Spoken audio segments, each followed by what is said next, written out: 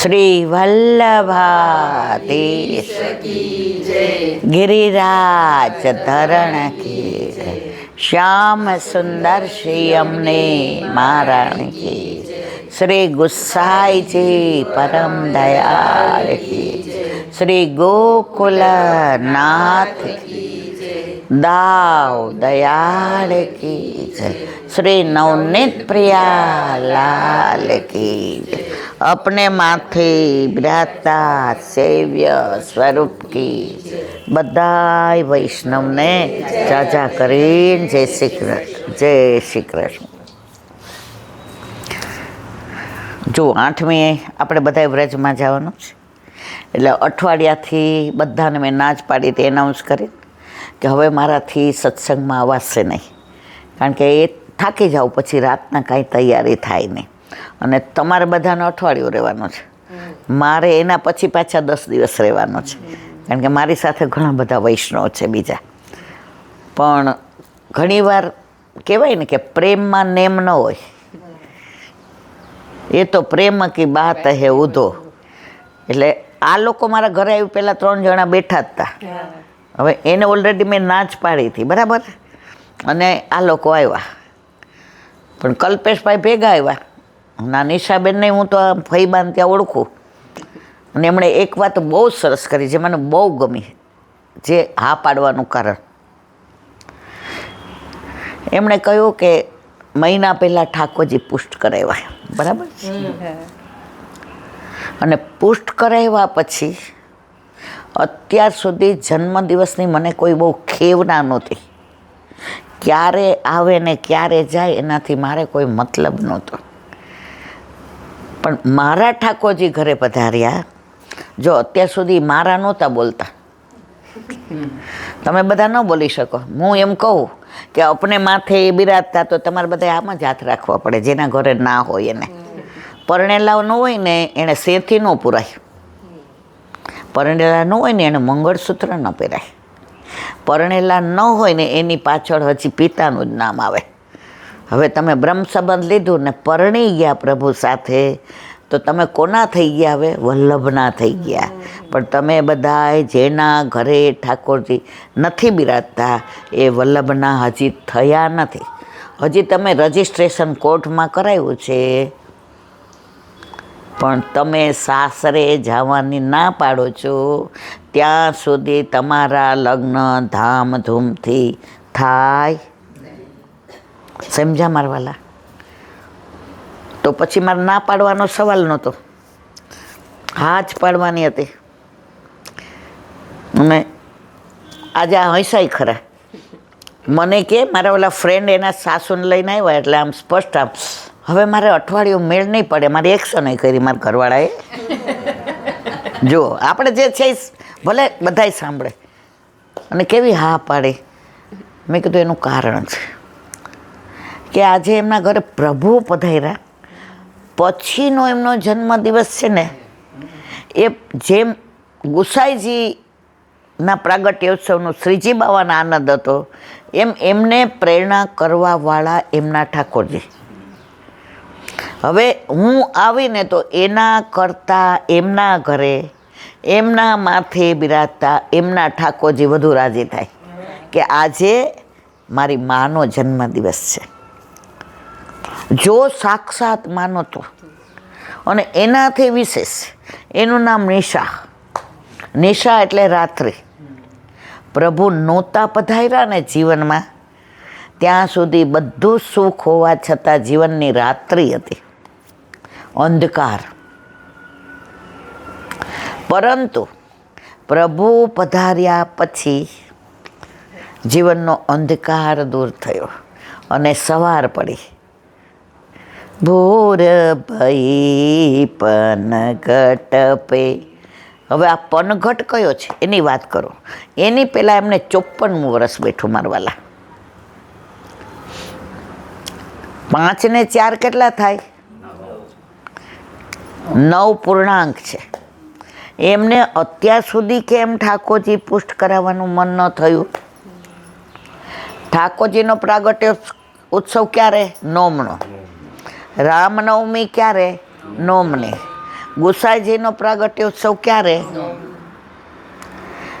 તો ઠાકોરજી કહે છે કે જ્યાં સુધી હું તારા ઘરે તારા માથે નહોતો બિરાજતો ત્યાં સુધી તારા 9 થવા ન દીધા, ત્યાં સુધી 53 જ રહ્યો. પણ જેવો હું આવ્યો અને તને 54મું બેઠું તો 5 ને 4 9 થયા ને. હે મારા વાલા, તો માં બને ને જીવનમાં સ્ત્રી ગમે એટલું સુખ હોય, ગાડી હોય ને, બંગલા હોય ને, વાડી હોય ને, વજીફા હોય ને, સ્ટેટસ હોય, માન હોય, મર્તબો હોય, એ પૂર્ણ ન ગણાય. એ માં બને ને એટલે પૂર્ણ બને. તો લૌકિકમાં તો મારા વાલા બધાય બને. અને એની તમને ખાસિયત કહું, લૌકિકમાં ન બનીએ ને કેટલાય ડૉક્ટરને બતાવવા જઈએ, કેટલાય દોરા ધાગા કરીએ, કેટલી માનતા રાખીએ કે પ્રભુ મને એક દીકરી આપી દે ને તોય સારું, કોક મને માં કહેવાવાળું તો હોય. ત્યાં માં નથી બનતા તો દોડાદોડ છે. અહીંયા બ્રહ્મ સંબંધ લીધું ને માં બનાવવા માગે છે તોય આપણે પાછા પડીએ છીએ કે મારે માં બનવું નથી. તો સંસારમાં માં બનવા માટેની દોડાદોડ છે, જ્યાં એક જન્મ પૂરતો તમારો સંબંધ છે. અને અલૌકિકમાં પ્રભુ કહે છે સાંભળ વલ્લભે, તારો હાથ મારા હાથમાં દીધો, આપણો હથેવાળો થઈ ગયો. મેં તને કંઠીરૂપી મંગળસૂત્ર દીધું, મેં તને મારું અધરામૃત દીધું અને તને મારું નામ આપ્યું. કેવી રીતે? કોઈ આપણને પૂછે બ્રહ્મ સંબંધ છે તો આપણે તરત કે હા. પછી બીજો પ્રશ્ન પૂછીએ, ઠાકોરજી પુષ્ટ કરાવ્યા? હમણાં એલા બેન અનુકૂળ આવે એવું નથી. હવે આમાંથી આ બધાય 50 ઉપરના છે, 105 છોકરી, બરાબર? આપણે બધા ક્યારે જવાના નક્કી છે મારા વાલા? નક્કી જ.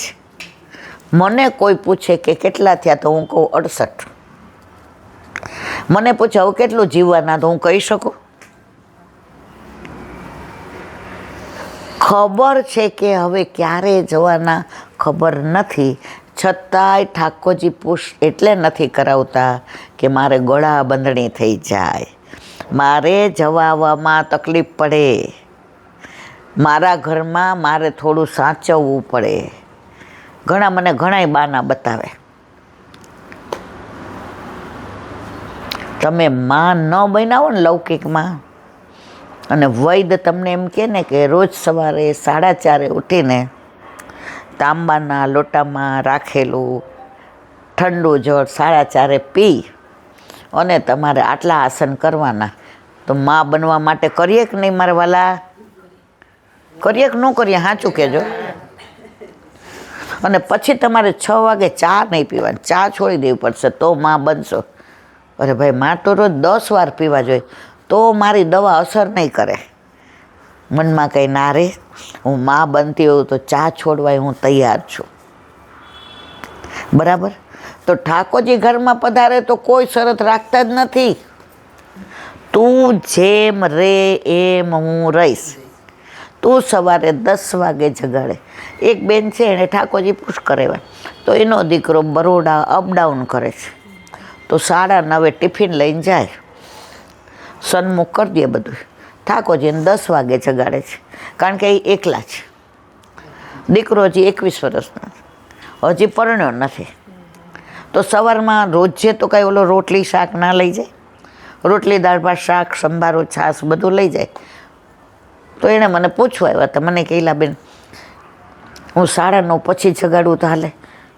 મેં તમારા ઠાકોરજી એવું કહે છે કે સંસારમાં રહીને શ્યામને ભજાય, તો 9:30 જગાડે છે. આમાં ઠાકોરજી નૈડા ક્યાંય મારવાલા? અને તોય આપણે પુષ્ટ કરાવવા છે? ના, નથી કરાવવા. લીલામાં જાશું ત્યારે આપણો હાથ પકડીને આ મારો વરય ન લઈ જાય, મારો દીકરોય ન લઈ જાય. કોણ લઈ જાય? આપણા ઘરે આપણા માથે બિરાજતા આપણા ઠાકોરજી લઈ જાય ને મારવાલા. હવે જેના ઘરે નથી એને કોણ લઈ જશે? પાછું આવવાનું, પાછું બ્રહ્મ સંબંધ લેવાનું, પાછું કહેવાનું કે હમણાં અનુકૂળતા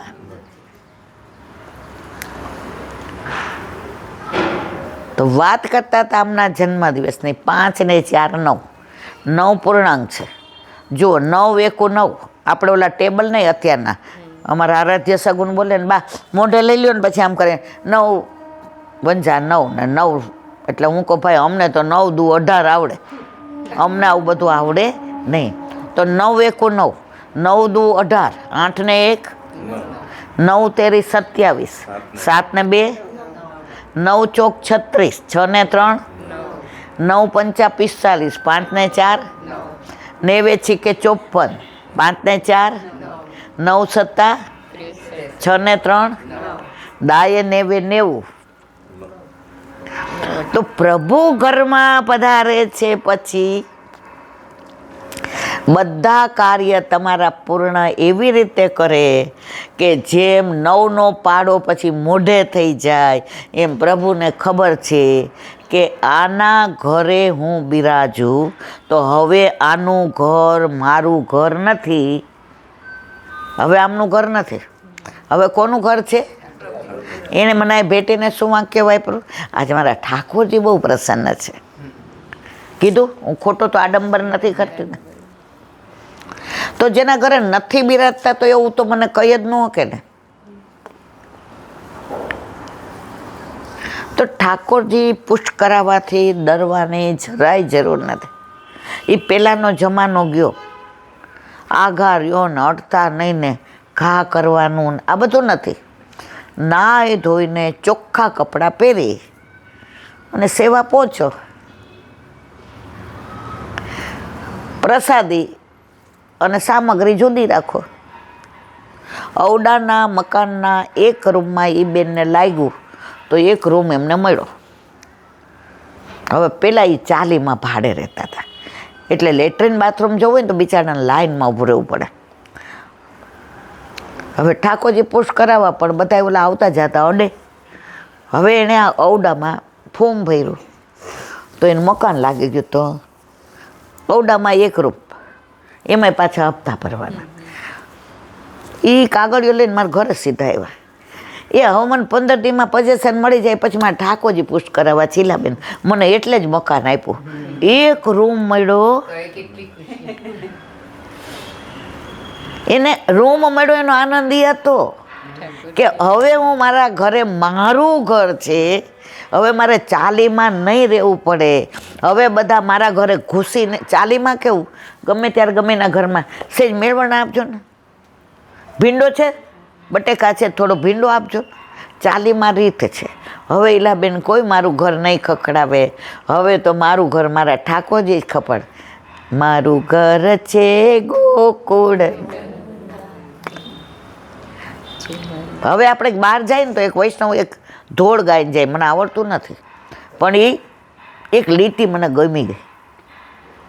મારું ઘર સાચવજે શામળિયા હું હમણાં જઈને આવું છું. હવે આપણે ચિંતા ખરી, સાંભળવાની કેવી મજા આવે છે, પણ પુષ્ટ કરાવવાનું કહીએ તો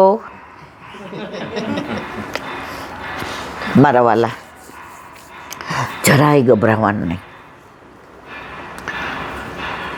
અનુકૂળતા બધી પ્રભુ કરી દે છે. આપણે જરાય ચિંતા કરવાની જરૂર નથી. અહીંયા મનમાં શું વિચાર કરીએ ખબર છે? આમ સાયકોલોજી એવું કહે છે. બેચાર એમ કે કરાવવા તો જોઈએ ને, બેચારના મનમાં એમ છે સાંભળીએ તો ખરા પણ આપણે કાંઈ એવું કરાય. જો તમે જ બધા કહો તો મારા વાલા,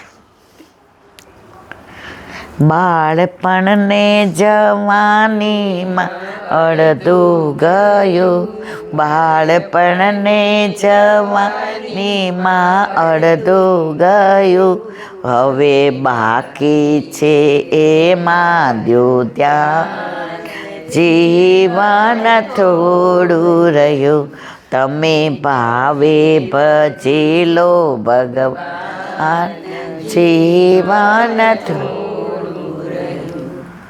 સમજીએ છું કે હવે બોત ગઈને થોડી રહી, છતાં પણ જે સાથે લઈ જવાનું છે નથી કરતા, અને જે સાથે નથી આવવાનું એને બાચકા ભરીએ છીએ. ધુમાડાને બાચકા ભરવાથી ને કાંઈ મળે નહીં. તો બસ મારે જ્યાં જ્યાં હું જાઉં છું મારો એક જ પર્પઝ છે. હવે બિકોઝ ઓફ માય હેલ્થ, મારી તબિયતના હિસાબે ઓછી જાઉં છું. અઠવાડિયે પરાણે એકવાર જાઉં. પહેલાં હું એવરી ડે હા પાડતી હતી, કારણ કે જો પૈસા લેવા દેવાના નથી.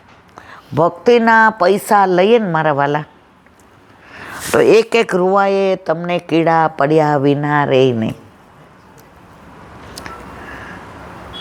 મારા દીકરાના વખાણ કરવા હોય તો હું એમ કહું મારા દીકરાને કે તું પૈસા આપ તો હું તારા વખાણ કરું, કહેવાય એવું? તો આપણે ભક્તિ કરીએ છીએ, આપણે પૈસા લેવાય? અત્યારે એટલા બધા મંડળો ચાલી રહ્યા છે, એમાં આવવા જવાના રિક્ષાના પૈસા, પ્રસાદ, અહીંયા વાડકો મૂકે એની અંદર પૈસા નાખવાના, એમાં અન્ય માર્ગીઓ મૂકે. આ પુષ્ટિ માર્ગ નથી મારા વાલા.